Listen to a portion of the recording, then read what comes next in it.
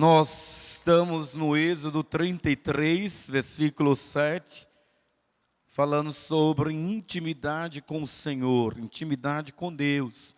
Melhor e maior escudo não há contra as forças espirituais da maldade. Estava conversando antes de vir para cá, dizendo aqui uma coisa para os irmãos assim, eu acho que nós não precisamos viver neuroticamente que tudo é Satanás, e também não precisamos viver ceticamente que tudo que acontece não tem nada a ver com Satanás. São os dois extremos. Eu tenho um extremo de pessoas que em tudo vê demônio, e eu tenho o outra ala que nem faz ideia alguma das forças espirituais da maldade. Contra essas duas situações, o antídoto é Moisés, versículo 7, costumava montar uma tenda ao lado de fora do acampamento, e ele a chamava de tenda do encontro. Olha que bacana, tenda do encontro. Quem quisesse consultar o Senhor ia à tenda, que ficava fora do acampamento. Sempre que Moisés ia até lá, todo o povo se levantava e ficava em pé, à entrada da sua tenda, de suas tendas, observando até que ele entrasse na tenda. Assim que Moisés entrava, a coluna de nuvem descia e ficava à entrada da tenda, enquanto o Senhor falava com Moisés. Quando o povo via a coluna de nuvem parada à entrada da tenda, todos prestavam adoração em pé, cada qual na entrada de sua própria tenda. O Senhor falava com Moisés face a face, como quem fala com seu amigo. E depois Moisés voltava ao acampamento, mas Josué, filho de Nun, que lhe servia como auxiliar, esse não se afastava da tenda. Você sabe, nós somos uma igreja em pequenos grupos, e dependendo quem discipulou você, você vai prestar ou não prestar. Triste dizer isso, né? Estou querendo trazer um homem até o final do ano, que foi o primeiro a pregar na minha igreja em Belfor Roxo, chamado pastor Márcio André. E ele pregava naquela época grupos pequenos no formato de nébios, ele chamava de grupos familiares, e ele dizia assim: todo Moisés tem um líder, um líder em treinamento, todo Moisés tem um Josué. Engraçado é que mesmo quando Moisés precisava deixar da tenda, todas as vezes que Moisés precisava deixar a tenda e trazer a voz de Deus para a congregação, o seu discípulo mantinha-se ao pé da tenda do encontro. Porque quando você está na presença do Senhor, você atrai outros que querem estar na presença do Senhor. E quando você não quer a presença do Senhor, você atrai outros que não querem estar na presença do Senhor. Meu pastor, o pastor Jabes, ele dizia que na igreja tem 3 tipos de gente. O rol de membros da Cibapa é assim: tem os que querem o Senhor, que se converteram, os que gostaram da igreja e entraram, e os que o diabo enviou.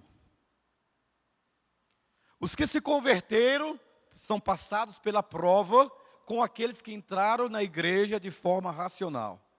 E tem aqueles que foram plantados pelo diabo. Na nação de Israel não foi diferente. Olha para mim que é culto de doutrina que eu falei no início, né? Olha para mim que eu vou dizer. Minha mãe é católica até hoje. Ela te disse que tem 3 lugares que o diabo gosta de estar: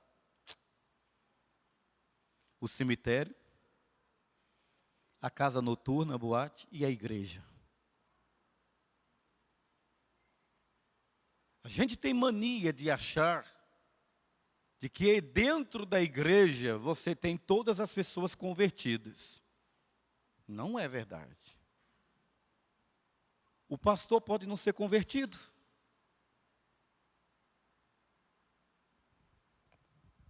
Pelos frutos é que se conhece a conversão, e não pelo fato de ter entrado no rol de membro da igreja. Pelos frutos. Você não conhece uma pessoa se ela tem intimidade e conversão com Deus, porque ela nasceu desde berço evangélica. Você não acha que a pessoa é convertida porque ela conhece a Bíblia de capa a capa. Você não pode achar que a pessoa tem intimidade com Deus porque ela é líder dentro da igreja. Isso são coisas humanas e sociais. Agora, nós pregamos desde quarta-feira passada, queridos, que contra o engano e contra os espíritos malignos, eu preciso entrar e levantar e entrar na tenda do encontro. Quem transforma a sua alma, quem transforma o seu caráter, quem transforma o seu espírito, quem transforma a sua casa, não é a igreja. Tem muita droga dentro da igreja, disfarçada de crente, que não presta para nada. Serve sim para uma coisa, para ser pedra de tropeço. Gente ruim, gente malévola, gente do cão, gente do inferno, mas que ora, que carrega a Bíblia, mas não tem fruto, não tem vida.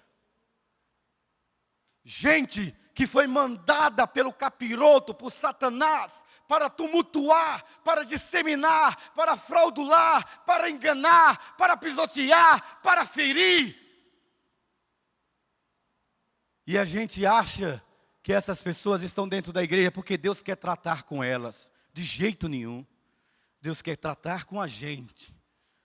Nós que somos a igreja, que temos que resistir às forças das trevas que querem avançar contra a igreja do Senhor. Mas a nossa esperança é que as portas do inferno não prevalecerão contra a casa do Senhor. Moisés sabia disso. Versículo 7 diz, e Moisés costumava tomar a tenda e armá-la para si. Era o encontro pessoal dele com Deus. Preguei isso quarta-feira, querido. O homem que anda com Deus é um homem que sabe quem é Deus e sabe quem ele é diante do Senhor. Mas ele punha sua tenda fora do arraial. Ele sabia que ele precisava ter intimidade. E ele chamava de tenda do encontro. Eu nunca escondi de vocês que eu acredito literalmente que tem pessoas nesta igreja que nunca foram convertidas. Que trabalham, que trabalharam, que pregaram.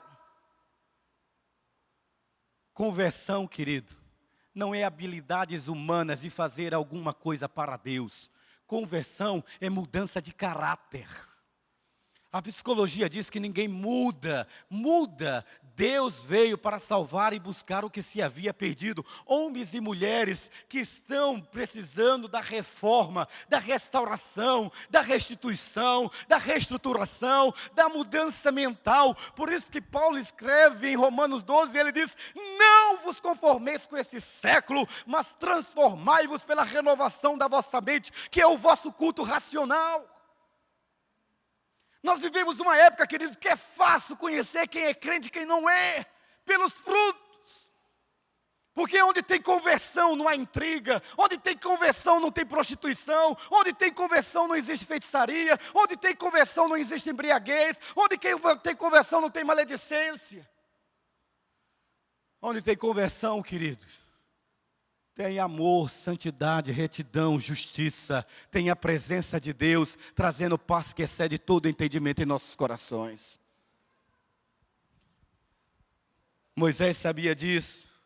E ele sabia, queridos, que a minha intimidade com Deus não se dá na multidão, mas na minha individualidade, na minha particularidade com o Senhor. Por isso a palavra do Senhor diz, buscai a Deus enquanto se pode achar e invocai-o enquanto está perto. Nós não podemos julgar ninguém, né? Nem eu como pastor. Eu gostaria de chegar e dizer assim, Vitor é crente, o Márcio não é. O Silvio é crente, o Tito não é. Eu gostaria, mas eu não tenho esse poder. Eu posso até pensar. Eu posso até avaliar, medir, tendo como cano a Bíblia, não tem fruto. Na dúvida, Senhor, eu vou orar para que tenha misericórdia, mas a Bíblia diz que eu não posso arrancar o joio do meio do trigo. Não posso, ninguém pode. Mas uma coisa nós podemos: pedir discernimento do Espírito Santo de Deus, para que se aquela pessoa ou aquela palavra vem da parte de Deus ou não. Sabe o que Moisés fazia? E nós falamos quarta-feira: buscar a Deus de todo o coração continuamente. Veja a parte B. Todo aquele que buscava o Senhor saía à tenda do encontro que estava fora do arraial. Culto de doutrina, então olhe para mim. Isso aqui, querido, é uma celebração social, ela não revela a sua intimidade com Deus. A intimidade do seu Deus está lá no recôndito do seu coração. Quer saber se você tem intimidade com Deus? É o que você pratica dentro de casa, durante a semana, no seu quarto. Intimidade com Deus não é aqui.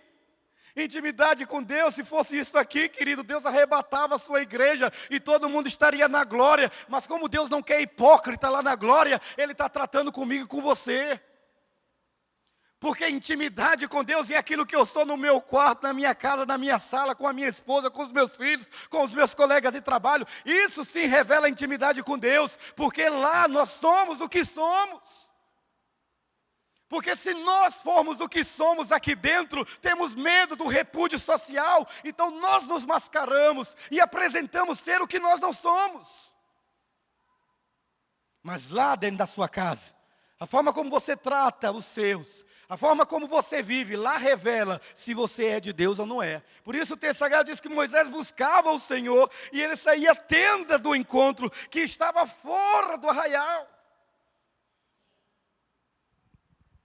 Eu devo priorizar, querido, a verdade, não a popularidade. Eu devo buscar o Senhor não para que as pessoas vejam que nós somos íntimos, mas porque eu sei que eu preciso ter um relacionamento com Deus. Porque se você não tiver relacionamento com Deus, a Bíblia chama eu e você de sepulcro caiado. Você sabe o que é sepulcro caiado? Sepulcro caiado é porque é bonito por fora e oco por dentro.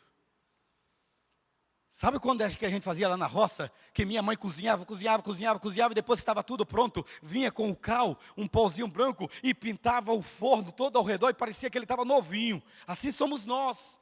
No dia a dia, nós queremos a popularidade. Nós queremos que as pessoas vejam: nossa, como fulano é dedicado à casa de Deus, né? Nossa, como fulano é prestativo. Vai para o inferno. Porque Deus não quer gente prestativa. Prestativo é o governador do estado, prestativo é o deputado, prestativo são os homens comuns. Nós não fomos chamados para sermos prestativos, fomos chamados para sermos adoradores, que adorem a Deus em espírito e em verdade. Nós fomos chamados para termos intimidade com o Senhor, para sermos cúmplices com Ele, para nós termos um relacionamento íntimo que reflita a glória dEle nas nossas vidas, a fim de que a vida dEle flua na minha vida e alcance outra vida. Nós estamos vivendo uma época, querido, de muito barulho e pouca vida. Muito zelo pela igreja. E a gente esquece que a igreja que o Senhor Jesus Cristo morreu, pelo qual Ele morreu, sou eu e você. E se essa igreja estiver suja, essa igreja, o fluir do Espírito dEle não acontece. Sabe qual é o mais desafio para nós? É que quando a gente pega Mateus versículo 22, 37, diz: para nós amarmos ao Senhor nosso Deus de todo o coração, de toda a alma, todo o entendimento, e se amarmos de todo o coração, também nós o buscaremos de todo o coração. A gente permite tanta coisa entre, né, no decorrer da vida. Por que nós, queridos, não nos mantemos como no primeiro amor? Quem nasceu no lar evangélico, eu não sei como é a sua experiência, mas eu que sou do mundão, quando eu me converti aos 18 anos, queridos, uma alegria tão grande tomou conta do meu ser, uma alegria tão grande, tão grande. Eu acho que em nenhuma fase da minha vida eu levei tanta gente para Jesus. Eu frequentei tantos lugares, penitenciária, hospitais, favela, e com o passar do tempo, a chuva serode, a brisa, o vento, o conforto, eu fui me acomodando até estar um tempo desviado no banco da igreja. Beberrão, mundano, adúltero, escravo da masturbação, que não procura a esposa para poder se masturbar, amante dos beberrões, dos bandaleiros. Seus amigos denunciam quem você é. Sabe por quê? Porque Jesus andava com a par e a escória do mundo, mas ninguém saía da presença dele sem ser transformado, porque ele manifestava a vida de Deus. Mas quando eu ando com gente que vive os frutos da carne, e eu não vejo mudança, é porque eu sou igual a eles. Eu quero ganhá-lo para Cristo, quer ganhá-lo para Cristo sendo carnal. Quer fazer a obra de Deus sem renunciar ao pecado. Pastor, mas ninguém sabe disso. Pensa você, está enganado, Deus sabe. Tanto é que tudo que você põe a mão não frutifica. Tudo que você inicia não termina. Porque tudo que eu iniciava e não terminava, era às vezes que eu estava em pecado. E não adianta ninguém orar por você, porque Deus não vai aplacar o que Ele tem que tratar com você por causa da oração de fulano. A Bíblia diz que se o povo que se chama pelo meu nome, se humilhar, orar, buscar a minha face, se converter dos seus maus caminhos, eu perdoarei, ouvirei dos céus, perdoarei os seus pecados e sararei a sua terra. Deus não vai sarar a sua terra enquanto você não chorar pelos seus pecados, enquanto você não confessar e decidir deixar. Mas Deus tem uma balança medidora de boas ações que eu faço dentro da igreja. Mas o capeta te pegou. Nós falamos que Deus quer que nós sejamos observados pelas pessoas. Veja o que é que diz o texto, versículo 8. Quando Moisés saía para a tenda, fora, todo o povo se erguia e cada um ficava em pé. Olha que bacana, cada um ficava em pé. A porta da sua tenda, e olhava pelas costas, até que Moisés entrasse na tenda. Você sabe o que significa isso, queridos?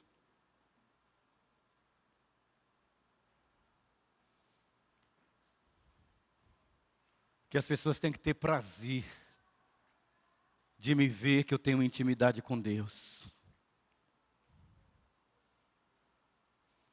As pessoas devem ter prazer de me ver tendo um relacionamento com o Senhor.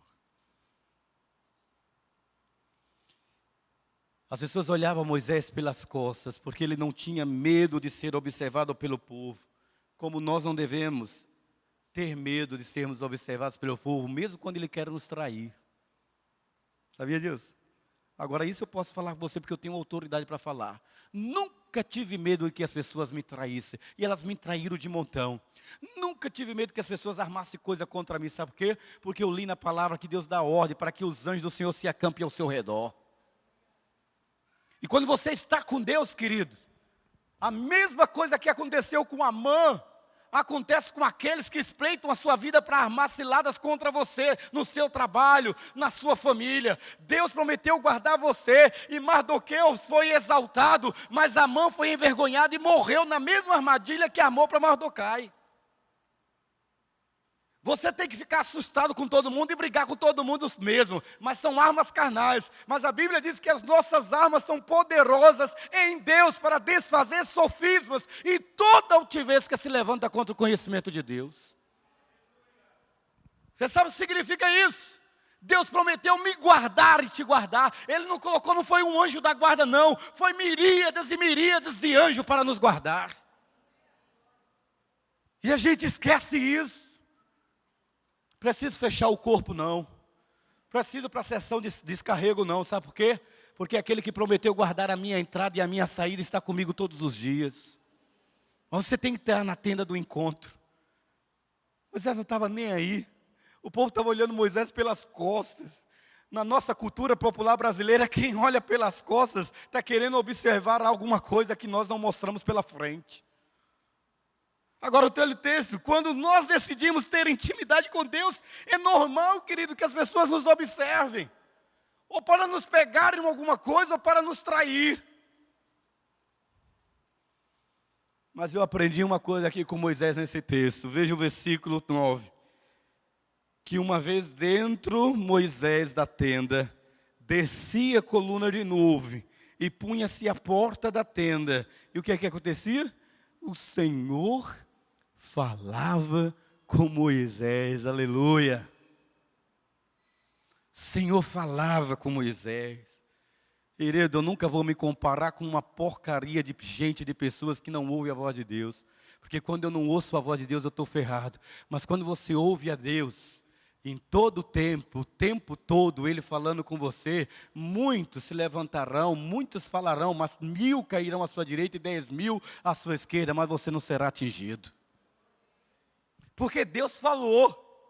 E quando Deus fala, querido, pronto, acabou. Uma coisa que eu descobri foi, querido, entender isso, que nós não devemos querer somente que Deus nos escute. Todas as minhas orações eram orações terapêuticas, onde eu falava, até que eu descobri em uma das mensagens do pastor Jabes Nogueira, que eu precisava me lançar no divã de Deus, eu precisava ouvir a voz de Deus. Que entrar na oração e não sair com uma resposta de Deus, é que eu não dei tempo para Deus falar comigo. E sabe por que nós padecemos, querido? Porque nós não ouvimos a voz de Deus. Relacionamento, querido, é uma interação entre receptor, entre emissor e receptor, entre aquele que fala e aquele que escuta. Nós precisamos ser pacientes para ouvir quando Deus fala conosco, nos submetendo à sua voz. Moisés não tinha pressa para sair da presença de Deus, sabia disso? Não tinha pressa. Ele só retornava para o arraial quando Deus terminava o que ele tinha para dizer. Enquanto Deus não descia a coluna, a nuvem sobre a tenda, Moisés não saía de lá. Mas nós não. Nós saímos do catolicismo, ou nascemos na religião dos nossos pais, somos batistas desde berço, mas nós nunca experimentamos o mover da nuvem de Deus sobre as nossas vidas. Nós só deixamos de nos benzer em nome do Pai, do Filho e do Espírito Santo. Nós só deixamos de fazer ladainha de reza e vamos para a igreja evangélica trazendo toda a tradição mecânica de uma religião mórbida, fria, sem vida, sem contato com Deus. Entramos para dentro da igreja, batemos uns nos outros, não sabemos pedir perdão, não nos consertamos, vivemos a desgraça dentro de casa, marido e mulher brigados, infernizados, tudo, mas está trabalhando na casa do Senhor para a sua própria condenação. Porque Deus exige arrependimento. E um dia, querido, um dia a casa cai. Um dia a casa cai. Só há uma maneira de Deus reverter a situação de vergonha. É quando há arrependimento. Quando há invocação. Ah, que saudade do nosso tempo, quando nós começávamos o nosso culto e fazia oração invocatória. Aí os mais modernos, que são os cibapenses, dizem assim: em oração invocatória, é melhor oração invocatória do que não invocar nada, só invocar o pecado.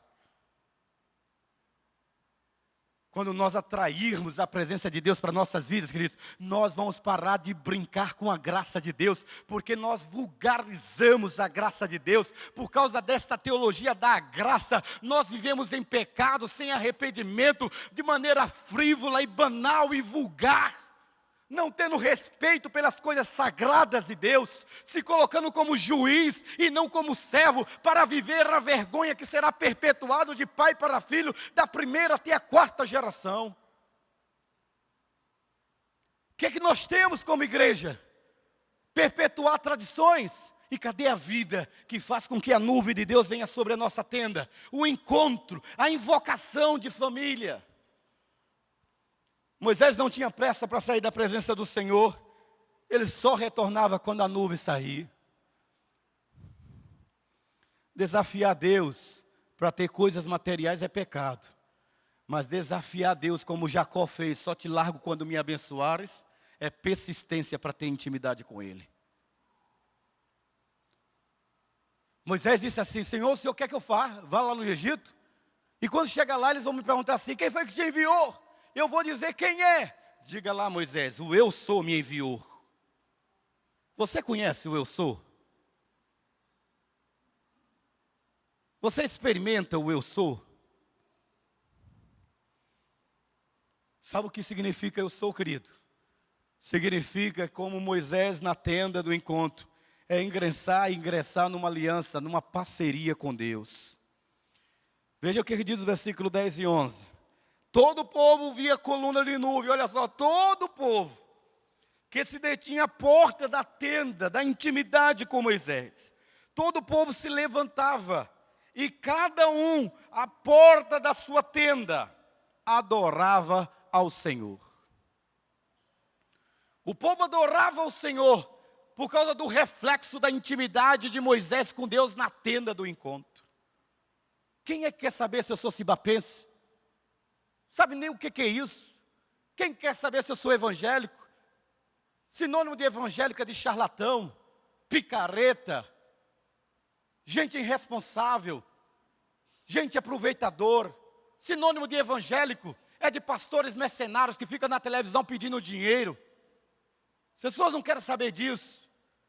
Elas querem saber, querido, é se eu e você somos um homem e uma mulher de Deus. É se que quando nós temos a oportunidade de errar, nós decidimos acertar. É se quando nós temos a decisão, a oportunidade de abençoar, nós fazemos o contrário. E as pessoas se escandalizam quando sabem assim, fulano é crente? Nossa, se fulano não é crente, eu sou Maria Madalena arrependida. Eu canso de ouvir isso, querido. Fulano é crente e é da sua igreja.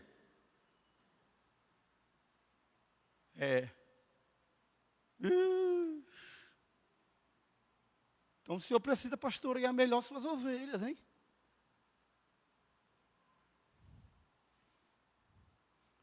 Uma das experiências que mais me marcou aqui, por isso que eu nunca fui pregar nas secretarias daqui, tinha práticas de culto. Esses dias eu cedi e fui porque a Mona me chamou, mas eu com muita resistência eu disse, Mona, eu não gosto de ir, porque a minha última experiência foi trágica. Sabe como foi a minha última experiência? Foi assim, ó, chego lá atrasado como sempre, eu não confesso, eu tenho que mudar isso. Cheguei lá atrasado, encostei, a Bíblia está lá para os crentes cantando, te agradeço, Senhor, por tudo o que tem feito, por tudo que vai fazer, coisa linda. E o chefão lá parado, assim, é o senhor que vai pregar? Eu disse, o senhor é pastor dessa turma? Sou. O senhor quer um emprego aqui também, para o senhor ver como é que faz as suas ovelhas? Eu aproveitei a hora da oração, querido. E sabe aquele filme, Aperte o Cinto, que o pastor sumiu? Foi o meu. Fui embora. Porque você tem que estar lá fora para dar testemunho, não é para sair agradável. Você não tem que ser, não, querido. Você tem que ser uma pessoa que vai reluzir a obra de Deus na sua vida. Assim resplandeça a vossa luz diante dos homens, para que vejam as vossas boas obras e glorifiquem a vosso Pai que está nos céus. Agora saia lá na firma, abraçando todas as meninas como crente, que vão chamar você de tarado. Vá abraçando todos os homens lá, porque você quer ser simpática. Aquilo é uma piranha, piriguete. Você tem que ter discernimento. Você tem que cair na graça pela sua integridade, pelo seu caráter, pela sua moralidade, pela sua honestidade, pela sua pontualidade, pelo seu testemunho, e não porque você é gracejoso.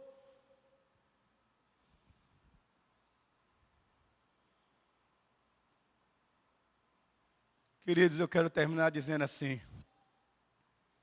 se você for fiel no pouco, sobre o muito Deus te colocará.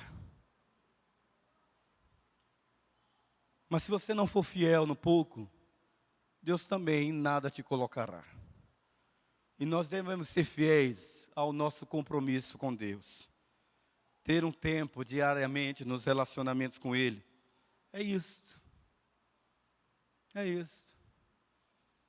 Quando a igreja começa a crescer, e os casais de namorados e noivos começam a ter relação sexual e mente para os seus líderes, então é hora da igreja confessar os seus pecados. Quando dentro de casa não há respeito mais entre marido e mulher, e o adultério entra, e a bebida entra, está na hora de realmente começar a chorar pelos pecados. Quando a nossa juventude envereda pelas noitadas, pela bebida, pela pornografia, não é só solteiro, está na hora da igreja chorar e pedir santidade ao Senhor. Quando a gente para de dizimar e de ofertar, aí é hora da gente ter arrependimento ao Senhor. Quando a gente para de orar e de ler a Bíblia está na hora da gente se converter ao Senhor. Porque a conversão não é um ato, a conversão é um processo. E o processo só termina quando você fechar o paletó, bater as botas e se apresentar diante do Rei da Glória. A conversão é diariamente. Pai, abençoe esse homem. Abençoe esta mulher. Que o Senhor derrame a tua paz e a tua graça nos seus corações. E que eles saiam daqui refletindo, Deus. Que nível de relacionamento é que nós estamos tendo com o Senhor. Relacionamento íntimo, não apenas um relacionamento social. Relacionamentos de paz. Relacionamentos de vida. Entra na nossa casa. Entra na nossa vida. Mexe, Senhor, com as nossas estruturas. Tira, Deus, todas as feridas. Nos ensina, ó Deus, ter santidade. Pois queremos mais amar o Senhor a cada dia. Em Cristo Jesus, nosso Senhor. Amém. Você pode deixar seus dízimos e a sua oferta aqui no Gasofilaço. Deus os abençoe. Até domingo.